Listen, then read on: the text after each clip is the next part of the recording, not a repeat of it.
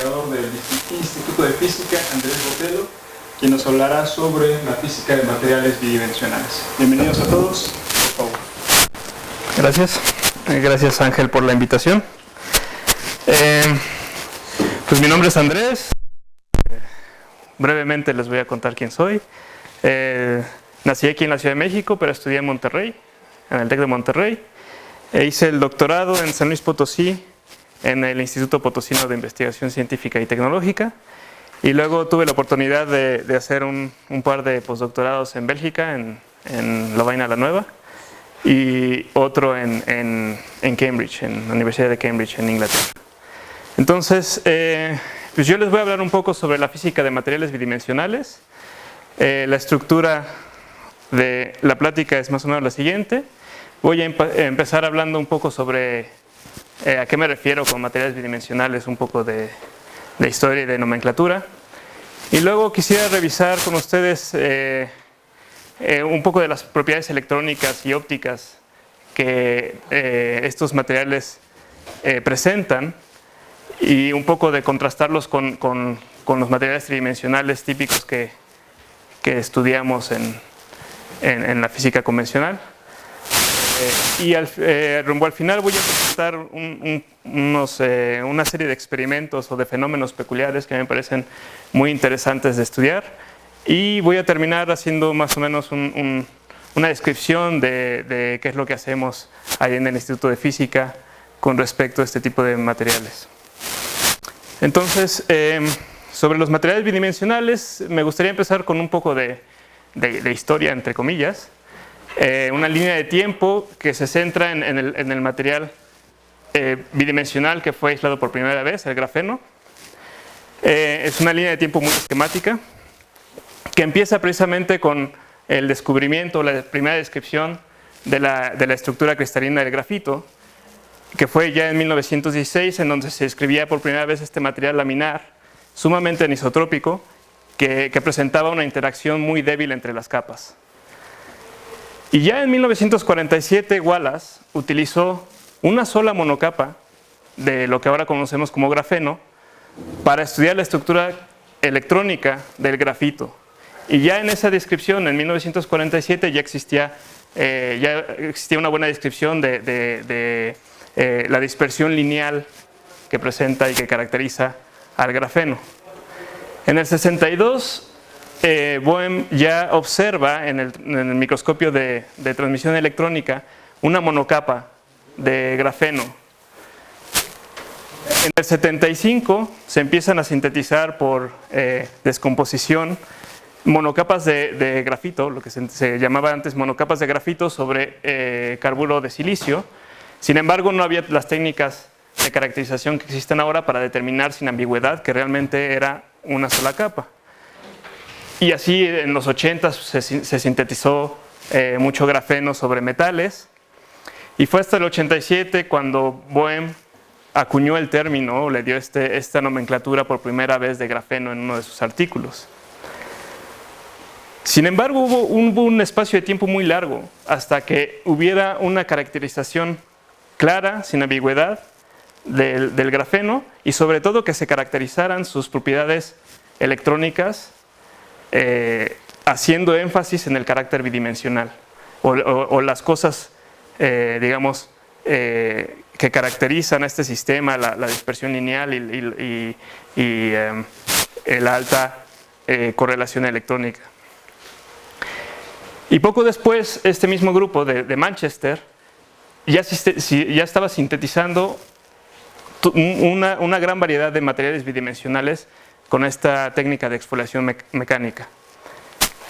Y bueno, de ahí pues obtienen el premio Nobel, y de ahí se acelera toda esta investigación, ¿no?, de materiales bidimensionales. En 2012 el siliceno, y hoy ya se conocen más de 1800 materiales que potencialmente se podrían tener en dos dimensiones, ¿no? Entonces, pues cuando uno ve esta línea del tiempo, se pregunta, bueno, ¿y por qué se tardaron tanto, ¿no?, en darle este carácter bidimensional al grafeno y estudiarlo como un material bidimensional? Pues resulta que esto es por una serie digamos, de prejuicios o de ideas que se tenían que se basan en este postulado que es de Peierls, de Landau y de Mermin Wagner, que dice que el crecimiento de cristales bidimensionales está estrictamente prohibido. Pero bueno, nosotros ya sabemos, a posteriori, que existen estos materiales bidimensionales. Y el argumento que daban para decir que estos materiales no podían existir es que los fonones de longitud de onda larga romperían la simetría translacional del cristal y por lo tanto no se podría tener este cristal bidimensional, sería inestable, sería sumamente inestable. Pero bueno, nosotros le llamamos a esto un material bidimensional, pero que habita en esta realidad tridimensional. Entonces, en realidad, el sustrato que soporta al material y los fonones flexurales o las arrugas son las que estabilizan el sistema. Entonces, nosotros realmente nunca tenemos este material. Este material, en principio, según este postulado, sería realmente inestable a temperatura cero. Pero el material que realmente tenemos es más bien algo así. ¿Ok? Entonces, nada más para tener claro a qué me refiero con materiales bidimensionales y en general a lo que se refiere a la comunidad con materiales bidimensionales es más bien a cuasidimensionales, ¿no? A este tipo de materiales en donde los electrones están confinados en dos dimensiones. O visto desde otro punto de vista, nosotros podemos describir el comportamiento de estos electrones en una zona de Brillouin bidimensional. Existen varios tipos de materiales bidimensionales que caen en esta definición un poco más abierta, que dependen de qué tantos átomos de espesor tienen y de cómo se sintetizan, ¿no? Entonces, las grandes familias, que las pongo aquí, es de materiales laminares con un átomo de espesor, por ejemplo, el grafeno, que es realmente un solo átomo de espesor, el nitruro de boro, por ejemplo. Hay otros materiales de un átomo de espesor que son sintéticos, como el siliceno, el borofeno, estaneno, germaneno, hay una gran lista. Y hay la familia más grande son de estos materiales bidimensionales que surgen de laminar materiales laminares hasta llegar al límite de tener una sola de estas láminas, como son el fosforeno, los dicalcogenuros de metales de transición y una gran lista de más de 1800 materiales, ¿no? Entonces, ¿cómo sabemos que hay más de 1800? Bueno, pues eso nos lo puede decir o lo podemos predecir gracias a las técnicas computacionales de alto rendimiento, lo que en inglés se conoce como High Throughput Computation.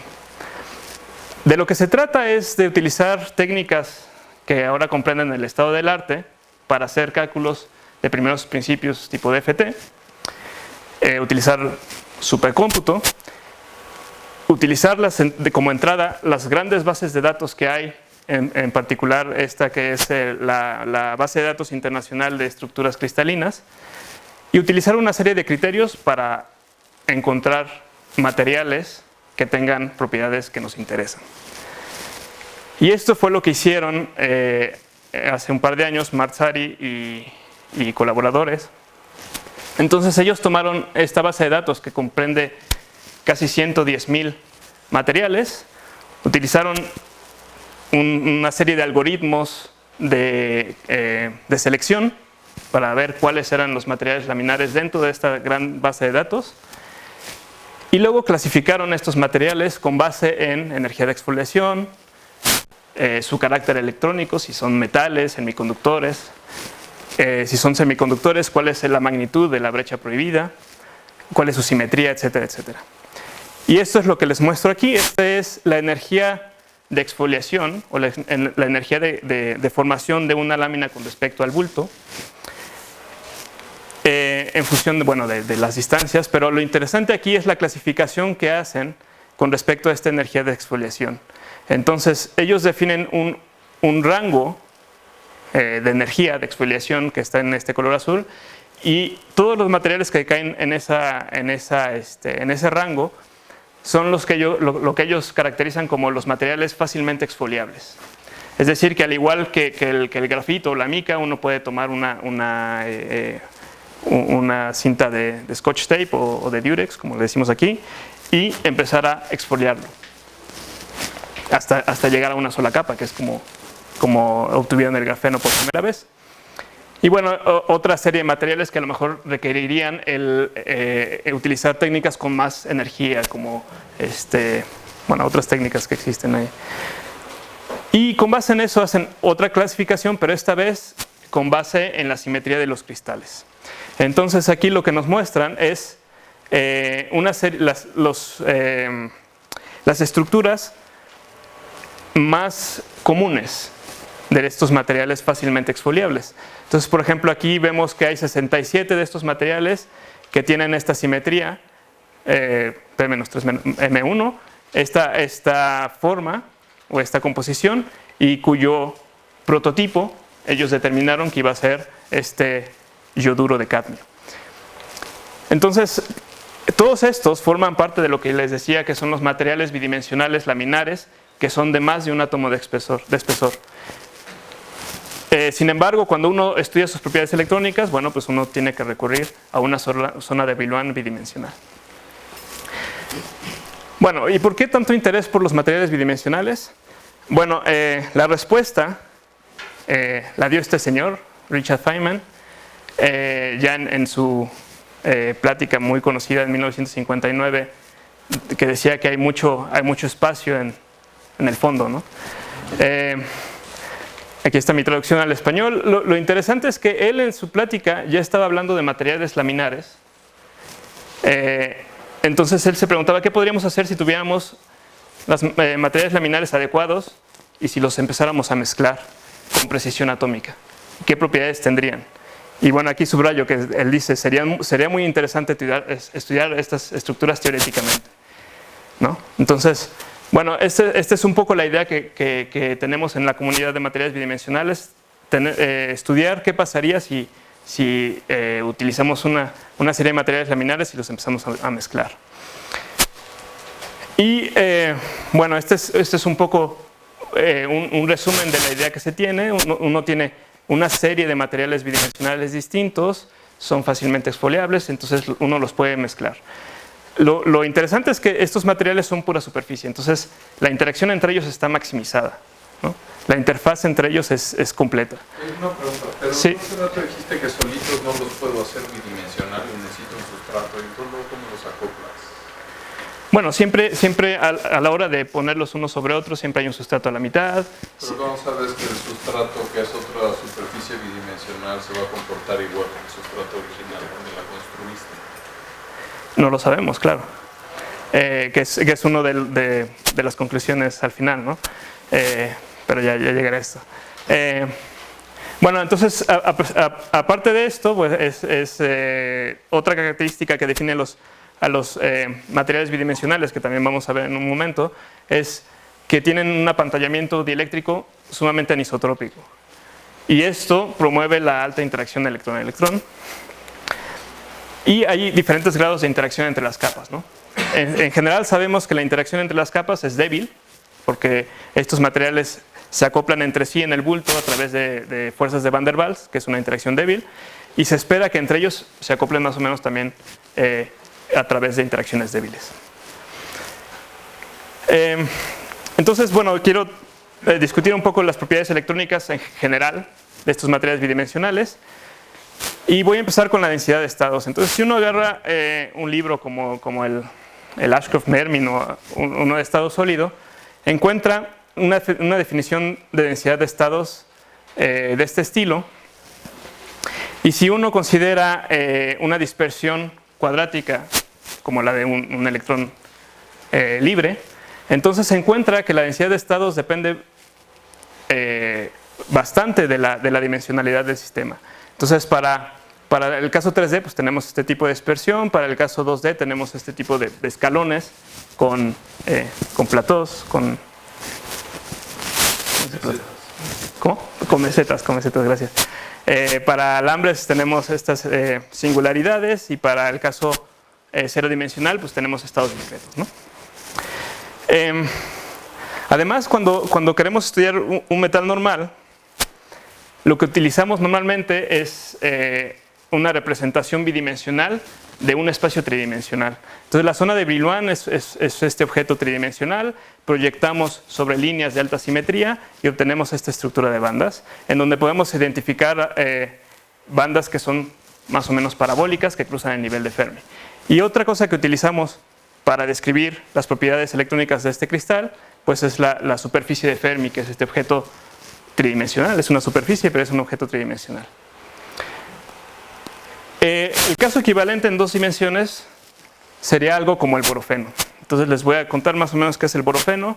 Es un material hecho de puro boro. Es cuasi, su espesor es cuasi de un átomo. Digo cuasi porque hay una pequeña corrugación entre los átomos. Estos dos colores pretenden resaltar esta corrugación. Todo es boro, pero tienen estas dos subredes, ¿no? Tiene esta estructura que parecería una red triangular, pero debido a esta corrugación pues, hay un rompimiento de esa simetría. Y lo interesante es que su estructura de bandas ahora se tiene que estar representada en una zona de Brillouin bidimensional y presenta también, como en el caso de un metal tridimensional como el oro que les mencioné, estas bandas parabólicas que nos hace pensar en electrones libres en un metal ideal, ¿no? Sin embargo, ya no podemos hablar de una superficie de Fermi. Entonces, en este caso, pues estaríamos hablando de algo bidimensional, más bien de una línea de Fermi, ¿no? Aquí nada más quiero resaltar que se ven estas mesetas, ¿no? Que son características de la densidad de estados en 2 dimensiones de electrones casi libres. Y en lugar de la superficie de Fermi tenemos algo como una línea de Fermi en un metal bidimensional, que aquí se está caracterizada por esta línea, en donde las curvas rojas, bueno, las superficies son las bandas en 2 dimensiones. Y bueno, aquí podemos ver que los electrones pues tienen, en el nivel de Fermi, pues tienen algunos momentos que son prohibidos, otros que no, y así sucesivamente. El caso del grafeno es más bien particular. En el caso del grafeno tenemos una estructura de bandas de este estilo, en donde este hexágono, que no sé si se ve muy claramente, pero este hexágono aquí es la zona de Brillouin, que corresponde a la estructura hexagonal. Y cerca del nivel de Fermi encontramos una dispersión lineal. Entonces, si hacemos un acercamiento cerca de los puntos de alta simetría, pues encontramos esta dispersión lineal. Y entonces uno puede estudiar la densidad de estados con base en esa aproximación. Ahora la dispersión tiene esta forma y esta sería la densidad de estados. Entonces aquí les muestro cómo la estructura de banda cerca de los puntos de alta simetría tienen ese carácter lineal y por lo tanto también la densidad de estados. Además, la estructura de bandas del grafeno pues, es sumamente dependiente de cómo puedan interaccionar distintas láminas, ¿no? Si uno empieza a apilar láminas de grafeno con la orientación natural del grafito, entonces uno encuentra toda una familia de características distintas en cuanto a la estructura electrónica. Como les decía, cerca de los puntos de alta simetría, donde está el nivel de Fermi, el grafeno tiene esta dispersión lineal. Si uno añade una capa más, entonces la dispersión ya no es lineal, ahora es cuadrática. Sigue siendo un semimetal, pero es cuadrática. Y bueno, si uno pone una tercera capa encima, entonces la dispersión es cerca del nivel de Fermi. Más bien, cerca del nivel de Fermi tenemos un par de bandas que tienen esta dispersión lineal y otro par que tienen esta dispersión parabólica. Y bueno, en el caso del grafito, que es cuando el número de láminas es infinito, bueno, tenemos algo muy parecido al grafeno bicapa, aunque hay algunos detalles ahí. Sin embargo, si uno empieza a desalinear un poco estas capas y ya no utiliza el apilamiento natural del grafito, entonces también puede encontrar nuevas propiedades. Si consideramos la zona de Brillouin de las dos capas, entonces se vería algo así, ¿no? Tenemos una zona de Brillouin para una de las capas, digamos la roja, que la zona de Brillouin es la azul, y la naranja que corresponde a la negra. Esto lo podemos ver también aquí. Una de las zonas de Brillouin sería, digamos, la gris sólida y la gris punteada, y la zona de Brillouin del nuevo sistema acoplado sería este más pequeño, ¿no? En este caso la celda unitaria es más grande, la zona de Brillouin se hace más pequeña. Y tenemos entonces algunas cosas que aparecen en donde los conos de las dos capas se intersectan, aparece una brecha. Ajá. La distancia entre estos dos puntos depende del ángulo, y también esta transición de aquí depende del ángulo. Entonces, a pesar de que es el mismo material, simplemente con apilarlo uno sobre otro, dependiendo de cómo se apile, pues las propiedades van a cambiar. ¿Tienes pregunta, no? Bien. También en las propiedades ópticas hay cosas interesantes que ocurren. Para estudiar las propiedades ópticas, uno típicamente lo que quiere entender es la respuesta, la función de respuesta a un campo electromagnético, ¿no? A la luz que está iluminando el material. Y la teoría más común es la teoría de la respuesta lineal, en donde se consideran perturbaciones débiles, por ejemplo un campo electromagnético con potencia no demasiado alta. Y bueno, en el caso particular de la interacción con la luz, lo que uno quiere estudiar es la respuesta de la densidad electrónica a una perturbación de la densidad electrónica. Entonces uno quiere estudiar este objeto, que es pues la respuesta densidad-densidad, ¿no? En el caso del grafeno, si utilizamos este resultado de Pollini, este sería la expresión considerando nada más la parte lineal, o sea, muy cerca del nivel, relativamente cerca del nivel de Fermi, y en el caso local. ¿Para qué les pongo esto? Bueno, porque otra vez lo interesante, lo que uno puede medir es la absorción óptica, ¿no? En función de la frecuencia del láser o de la luz que está iluminando al sistema. Entonces, si uno pone este objeto aquí, hace el álgebra, se da cuenta que la absorción, o la parte real de la conductividad óptica, tiene esta forma. Entonces, lo primero y lo más interesante es que no depende de la frecuencia de la luz incidente. Es decir, que no importa si tú iluminas el grafeno con luz roja o luz verde, la absorción va a ser exactamente la misma. Y otra cosa más curiosa es que el factor que multiplica este pi es la constante fina de la electrodinámica cuántica, ¿no? Y esto sale nada más haciendo el álgebra. Entonces obtenemos que realmente la absorción óptica del grafeno es una constante. Y esa constante es más o menos el 2.3%. Entonces esto, si lo piensan, bueno, a mí me parece bastante sorprendente pensar que una capa de un átomo de espesor absorbe no solamente de manera constante en el espectro visible, sino que además absorbe 2.3% de la luz. Es muchísimo. Y esto es constante, o sea, esto es por capa, ¿no? Si uno pone 2 capas, entonces el doble, 3, 4 y así sucesivamente.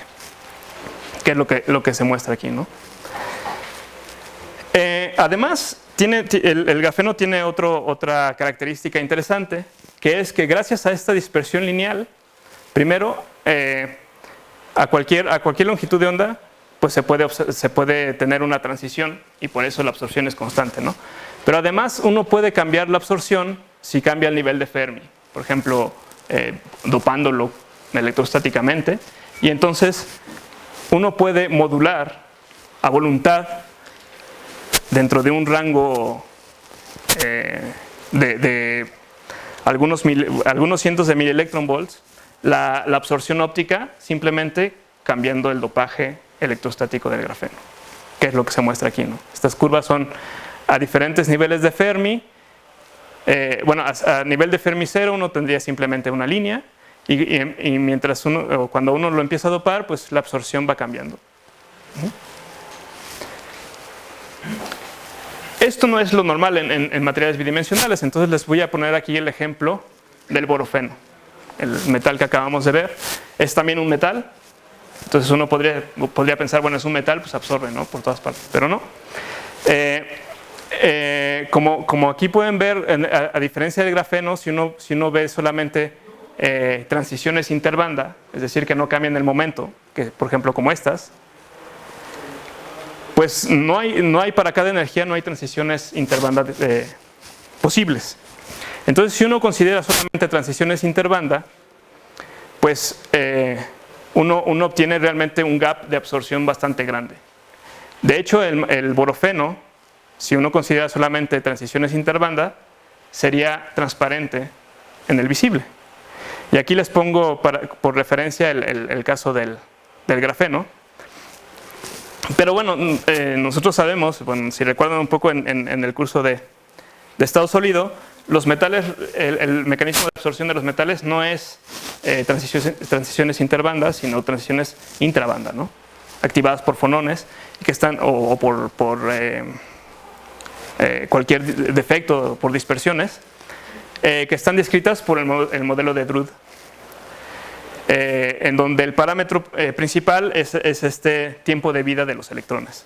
Entonces aquí les muestro otra vez como referencia el grafeno en línea punteada y el caso del borofeno, ya tomando en cuenta las transiciones intrabanda debido a estas dispersiones para diferentes tiempos de vida del electrón, o dicho de otra manera, para diferentes concentraciones de defectos o fonones, lo que sea. Y la conclusión es que aún así, a menos de que nos vayamos a concentraciones muy altas de defectos, el borofeno va a seguir siendo un metal transparente en el visible. Hay otra peculiaridad de estos materiales en cuanto a las propiedades ópticas, y estas se dan sobre todo en el caso de los semiconductores. Como ya les adelanté al principio, pues estos materiales tienen un apantallamiento dieléctrico que es completamente anisotrópico. Entonces aquí estos esquemas lo que muestran es las líneas de campo entre un electrón y un agujero, ¿no? En el caso de una excitación, pues tienes un electrón, dejas ahí un agujero, hay una interacción entre ellas, entre las dos partículas, y qué tan unidas están estas dos partículas o qué tan fuerte es su energía de formación da lugar a los excitones que dominan el espectro óptico de los semiconductores, ¿no? En el caso en 3D, pues estas líneas de campo están apantalladas por el medio, entonces la interacción es más o menos débil. En el caso 2D, este apantallamiento es anisotrópico, no solamente en cuestión de fuera y dentro del material, como se muestra aquí, sino también en cuestión de la longitud. Entonces aquí lo que les muestro es ahora la función dieléctrica que está relacionada a la función de trabajo con esta expresión, perdón, a la función respuesta por esta expresión, y lo que les muestro es cómo cambia en función de la distancia entre las dos partículas. Entonces aquí como pueden ver, a muy corto alcance el apantallamiento es malo. En un mediano alcance el apantallamiento es relativamente bueno, y a largo alcance vuelve a ser muy malo, ¿no? Este es en espacio real.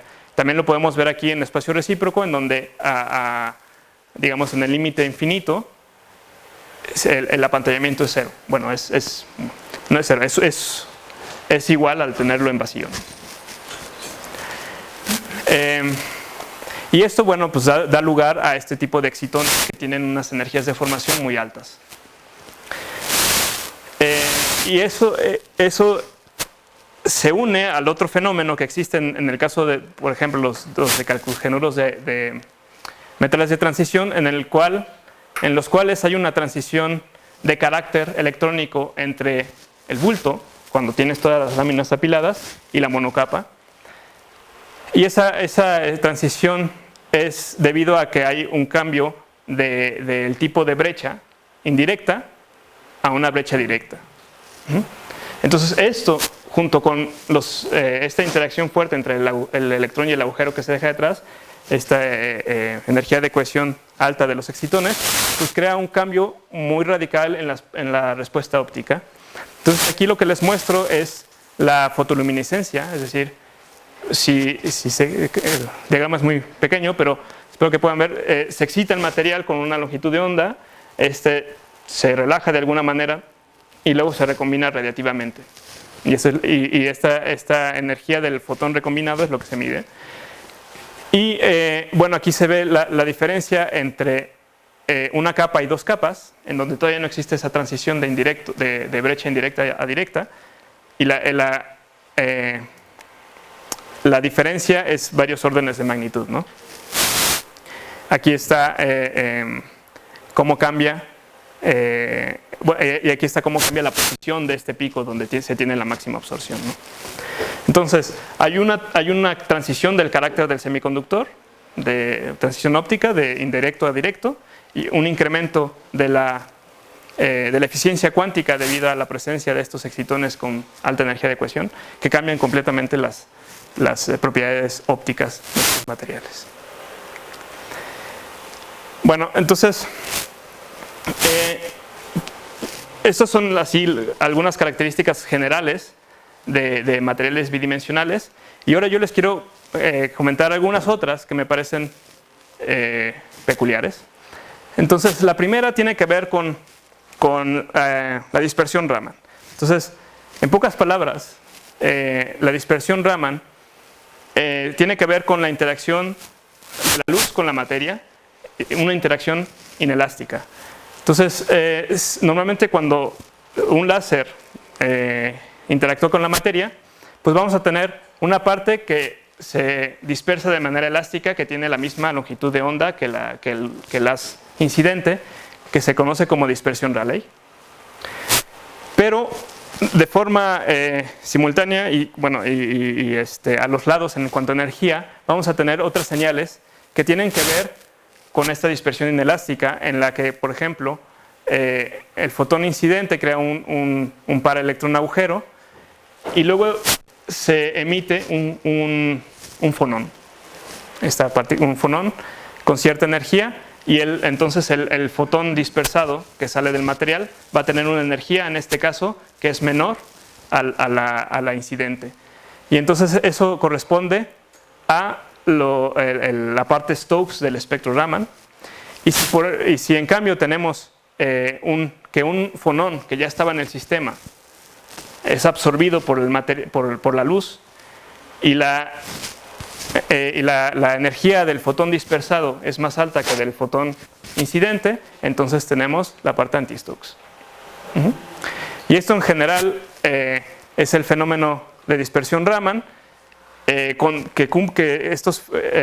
este caso yo estoy hablando de fonones, pero en realidad esto es verdad con cualquier tipo de excitación que se pueda, o cualquier tipo de cuasipartícula que se pueda excitar en el material, que cumpla con las dos reglas de selección Raman, que es que la excitación en sí produzca un cambio en la polarizabilidad del sistema, que tiene que ver con la simetría de la excitación.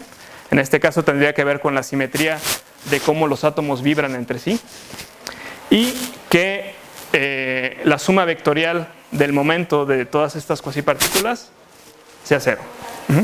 Entonces, si se cumplen esas dos cosas, entonces va a haber una señal Raman. Entonces, yo aquí nada más me quiero enfocar en la parte de fonones, que es lo más común, digamos, de la espectroscopía Raman. Entonces, en el caso particular de los dicalcogenuros de metales de transición que tienen esta estructura, y aquí estoy viendo solamente una sección transversal, pues hay dos modos que son Raman, que son activos para la dispersión Raman, que es el A' y el E'. Y entonces lo que les voy a mostrar a continuación es, dada una frecuencia una frecuencia Stokes, vamos a seguir qué pasa si nosotros excitamos el material con diferentes longitudes de onda. Entonces, si uno toma, por ejemplo, la dispersión Rayleigh, entonces, y uno, que es la dispersión elástica, en donde no cambia la frecuencia, y uno cambia el láser, uno lo que estaría viendo es el espectro de absorción del material. ¿Está claro? Porque si no, no van a entender. ¿Sí? Si uno ve la Rayleigh, vería simplemente el espectro de absorción. Entonces vamos a hacer lo mismo, pero ahora fijándonos en uno de los picos que corresponden a los modos. Y bueno, este es lo que tenemos como resultado. Entonces aquí les pongo el espectro de absorción y este es el espectro de reflexión. En el caso del disulfuro de tungsteno, pues este espectro está dominado por estos 3 picos. Si uno, otra vez lo repito porque sí, es importante, si uno hiciera el experimento enfocándose en la dispersión elástica, uno recuperaría exactamente el mismo espectro, pero lo que estamos viendo es la respuesta en una de las líneas que corresponde a la excitación de un fonón, o a la dispersión debida a un fonón dado. Y esto es lo que obtenemos para uno de los fonones y este para el otro de los fonones. Entonces aquí lo que vemos es que la respuesta de este tipo de fonón, que es el fonón que está fuera del plano, se parece mucho al espectro de absorción o de reflectancia, da igual. Sin embargo, el otro modo de vibración es muy distinto. Una pregunta, ¿por qué caen en la misma energía? Porque es donde hay un máximo de absorción, ¿no? O sea, la dispersión de la luz va a depender de cuánto pueda absorber el material. Entonces, digamos, la absorción de fonones, pues entre más fotones puede absorber el material, más esos electrones agujeros pueden excitar fonones. Entonces, por eso digo que uno esperaría que siguiera más o menos la dispersión de la luz, excepto si hay un acoplamiento entre los fonones y los excitones creados, ¿no? o el par electrón-agujero. Y bueno, de hecho ese es el caso y esa es la conclusión a la que quería llegar. Pero este es el caso más evidente en donde la dispersión, el espectro este espectro Raman resonante es muy distinto al caso de la absorción, y de hecho hay unos fonones, hay unas dispersiones que no reflejan para nada los excitones, ¿no? O sea, el material está siendo excitado, absorbe los fonones, pero esos fonones no pueden interactuar con los fonones, absorbe los fotones, pero esos fotones no pueden interactuar con los fonones. Y entonces, donde tú esperarías ver un máximo, no lo hay. Y eso se debe a que la interacción del electrón agujero con el fonón es baja, ¿no? Y este tipo de fenómenos pues no es fácil encontrarlos en materiales 3D, primero porque no es tan clara la señal de los excitones, y luego porque normalmente no es tan fácil medir el acoplamiento entre el excitón y fonón. Bueno. Otro experimento que me parece peculiar tiene que ver con la fotoluminiscencia de 2 materiales que están uno sobre el otro, que eso tiene que ver con la pregunta que me hacías. En este caso aquí les muestro la fotoluminiscencia, de la cual ya hablamos hace un rato, de una monocapa de diselenuro de tungsteno, y aquí la fotoluminiscencia de una monocapa de disulfuro de molibdeno. Cuando estos materiales los pones uno sobre el otro, la respuesta óptica cambia completamente y no es una superposición de las respuestas de los 2 materiales, ¿no? Al principio estaba aquí y capa aislada, otra capa aislada, cuando se juntan, otro lugar completamente para la excitación. Y si uno empieza a intercalar monocapas de un aislante, en este caso nitruro de boro, que es un aislante que tiene una brecha de 6 electron volts más o menos, pues poco a poco empieza a recobrar, ahora sí, la superposición de los dos materiales. Entonces uno se pregunta, o yo me pregunto, si esta imagen es realmente verdad, ¿no? Esta imagen lo que nos sugiere es que si uno de esa larga lista de 1800 materiales selecciona, no sé, los 20 más interesantes, los puede considerar como bloques de construcción tipo Lego, esperando mezclarlos y obtener simplemente una superposición de las propiedades, ¿no? Y la respuesta, según las otras dos, las últimas dos, o la última diapositiva, es que no. Y yo por esta razón me rehúso a utilizar la nomenclatura que utilizan los autores de este artículo, que son premios Nobel. Y prefiero utilizar la nomenclatura de metamateriales en analogía con los metamateriales en bulto, en donde se utiliza un material, se acoplan las propiedades con otro material para intentar generar un metamaterial que tiene propiedades que no es la superposición de los otros dos, sino tiene unas propiedades distintas. Normalmente son propiedades eléctricas distintas, electrónicas distintas, ¿no?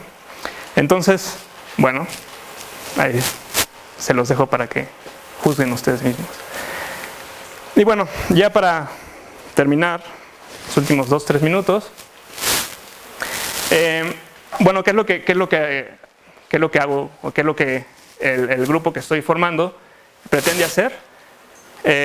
Pongo aquí caracterización y simulaciones, pero en realidad lo que queremos estudiar es, bueno, sí, los materiales laminares, metamateriales bidimensionales, con esta idea que ya les conté, las excitaciones colectivas en 2 dimensiones. Esto no solamente son fonones y excitones de los que hablé, pero también plasmones, polaritones, etcétera, etcétera.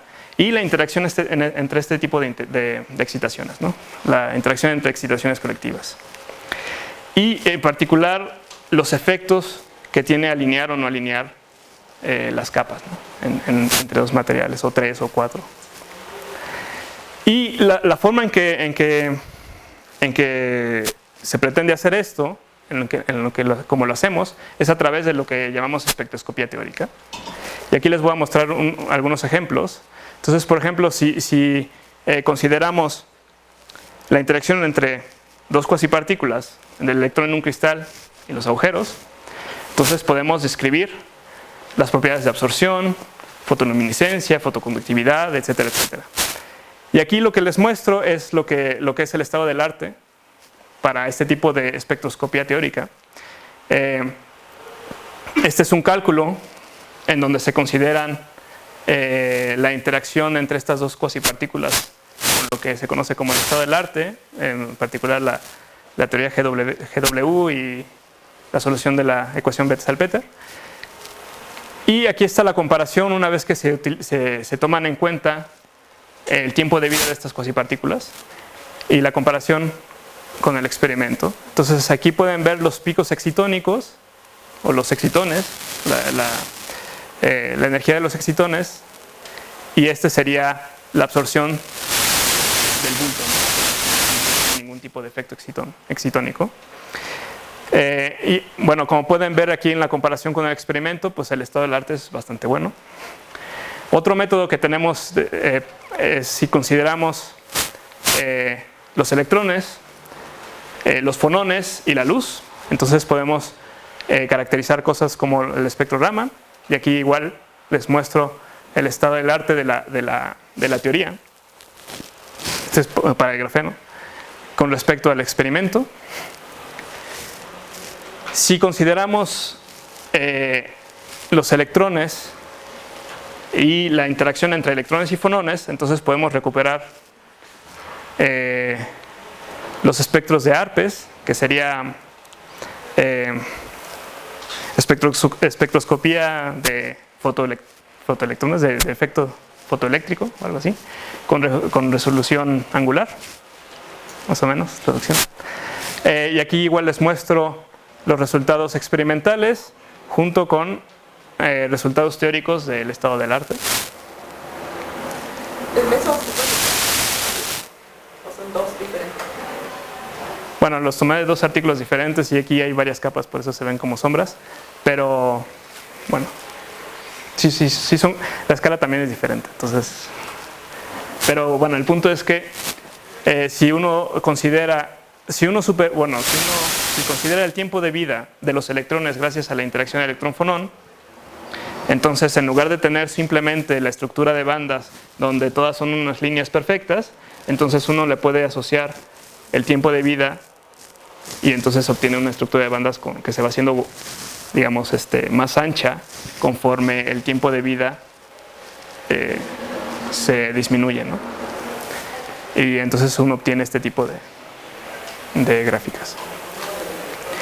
Y por último, o la última técnica espectroscópica teórica que me interesa, por lo menos, no que existe, sino es si uno considera los electrones, la interacción electrón-electrón, la interacción electrón-fonón, la interacción con la luz y el tiempo. Entonces uno puede empezar a estudiar fenómenos de fotoluminiscencia o Raman dependiente del tiempo, en donde uno puede extraer el tiempo de vida de cualquier cuasipartícula, dependiendo de qué es lo que se estudie. Y no solamente eso, sino como es teórico, pues uno puede empezar a desglosar los términos que importan más, si es el electrón-electrón, electrón-fonón, etcétera, etcétera. Y aquí igual les muestro la comparación del estado del arte, de los cálculos de estado del arte en línea y los resultados experimentales en estos círculos, ¿no? Bueno, entonces mi mensaje final, espero que haya quedado claro, es que hay bastante, no solamente de espacio en el fondo, sino bastante física interesante en el fondo o en lo pequeño, en particular cuando uno considera materiales laminares. Bueno, un aspecto muy interesante es la interacción entre excitaciones colectivas, y esto se puede estudiar gracias a la utilización de la teoría que constituye el estado del arte y la simulación de alto rendimiento. Y bueno, con esto les doy las gracias y espero que tengan preguntas.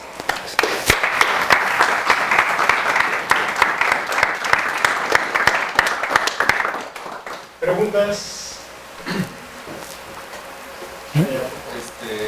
Mencionaste que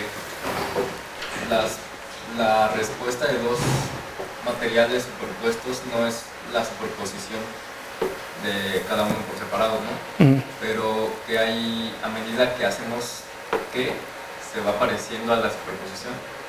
¿Qué era esto que...? Ajá. Bueno, en este caso es de aislarlos, ¿no? Y la forma en que se aíslan es mediante la intercalación de un aislante eléctrico, que es el nitruro de boro, en este caso. Okay. Entonces aquí esto es en función del número de capas que se intercalan entre los dos materiales. O sea, como si estuvieran perfectamente aislados, ¿no? Es que vas a obtener la superposición, sí. Claro que, por ejemplo, cuando uno hace este tipo de medidas, ya no se puede fiar tanto de esta intensidad relativa, porque una de las capas está más al fondo y el láser pues va a tener una longitud de penetración, ¿no? Entonces, y bueno, y también la respuesta. Pero puedes poner más sillas. Sí, bueno. Sí. Por favor. Yo tengo dos preguntas. La primera es, ¿en qué tecnología se puede aplicar el hecho de que solo absorban el 2.3% de la luz? Como, o sea, sí es impresionante, pero ¿en qué se puede aplicar? Bueno, eso es particular para el grafeno, ¿no? Y de hecho, ya hay mucha investigación, más bien mucho desarrollo, para utilizar este material como conductor transparente. Porque 2.3% es menos de lo que absorbe una capa no recuerdo cuántas micras de ITO, de óxido de estaño dopado con indio, que es el material que se utiliza como conductor transparente. Entonces, con mucho menos espesor tienes más conductividad y menos absorción. Y además de que podrías tener un dispositivo que es flexible, porque tienes una monocapa y las propiedades mecánicas son robustas. Me imagino que, me imagino que hacen pruebas experimentales y la pregunta es ¿de dónde obtienen las capas de esos espesores tan pequeños? ¿Las fabrican ustedes o cómo las obtienen? ¿Cómo obtienes una capa así de delgada? Ajá. Bueno, en general se utiliza la técnica de exfoliación de un material laminar en bulto obtener capas monocapas, y aquí Laura está montando un laboratorio para tener, bueno, ya tiene grafeno, pero a largo plazo pues la idea es tener otros materiales bidimensionales, pero en general hay gente que está trabajando para sintetizarlos de otras maneras, ¿no? Comentaste que mueves el potencial de Fermi dopando el material, ¿no? Sí. Sí, ¿este es el único método que tienen, que reconocen para mover los potenciales? Bueno, o sea, dopar lo usé de una forma muy general, pero, o sea, lo puedes dopar ya sea metiendo, en analogía con el silicio, por ejemplo, sustituyendo algunos de los carbonos por nitrógeno, por ejemplo. Lo puedes dopar por proximidad, poniendo, por transferencia de carga, poniendo una especie de electrolito sobre el grafeno, o simplemente poniéndolo sobre un sustrato dieléctrico y aplicando una diferencia de potencial, y entonces electrostáticamente se puede dopar el material, que es lo más común. ¿Más preguntas? Yo tengo una pregunta. ¿Sí? La curvatura, hablabas al principio de que pues, no existía bonito, planito, ¿no? Que la realidad es que es un material como deformado. ¿Qué tanto, o no sé qué tantos estudios se hayan hecho alrededor de la deformación del grafeno? ¿Qué tanto influye sobre las propiedades que se observan? Sí, bueno, la primera observación es que estas ondas flexurales son de longitudes de ondas largas, ¿no? Entonces, localmente, el grafeno es como plano, ¿no? Digamos, localmente. Pero sí se han hecho estudios donde, por alguna razón, el material se mete bajo una deformación tipo burbuja o de otras formas, y sí cambian la estructura electrónica, sobre todo la velocidad de Fermi. Es muy difícil así abrir una brecha, por ejemplo, porque no se rompe la simetría, entonces no se abre una brecha. Pero también es muy difícil aplicar deformaciones que vayan más allá del 4 o 5%. Entonces, he escuchado que mencionaban que este material puede testear la relatividad y todo eso. ¿Es cierto eso? ¿Qué puedes comentar sobre eso? Sí, bueno, hay paralelismos. Bueno, no mencioné nada al respecto, pero esta aproximación de la dispersión lineal cerca del punto de Dirac se estudia gracias a través de la ecuación de Dirac para partículas libres, como los fonones y así. Y entonces eso permite el paralelismo entre la cosmología y el estado sólido. Yo en particular soy muy cauteloso con ese tipo de paralelismos, porque en realidad la estructura, o sea, es el primer término de una expansión de Taylor, pero el segundo término no es tan pequeño como uno querría, ¿no? Para hacer los paralelismos así, tan claramente. Otra pregunta. Sí. Creo que tenemos tiempo, ¿no? Sí, creo que sí. Vi un diagrama de Feynman ahí que calculabas para como una autoenergía de un fotón. La tecnología que utilizas en el análisis de este material es básicamente casi como la electrodinámica cuántica. Las observaciones que haces, las haces con toda esta tecnología de teoría cuántica de campos. Bueno, no realmente, o sea, esto al final, o sea, se parece, es digamos la versión de estado sólido de este tipo de diagramas, ¿no? O sea, esto realmente lo traducimos en una Fermi Golden Rule, ¿no? O sea, algo sí, más sencillo, ¿no? aquí en la aproximación GW, por ejemplo, hay muchos diagramas que se pueden, o sea, es teoría de perturbaciones a través de diagramas, ¿no? Que es donde más se parece, yo digo, en esta solución de la ecuación de Dyson, ese tipo de cosas. Sí, porque escuché que mencionabas también la ecuación de bits. Ajá, exactamente. ¿Más preguntas? ¿Y por qué se usa nitruro de boro entre las dos capas laminales? ¿Es porque no interactúa, digamos, con la luz? Exacto, es un aislante con una brecha de más o menos 6 electronvolts. Entonces, a las frecuencias, a las longitudes de onda que se estudia típicamente esto, ya no sé dónde está. Ajá. Aquí entre, digamos, 1.3 y 2, no absorbe nada, no interactúa en lo absoluto con la luz.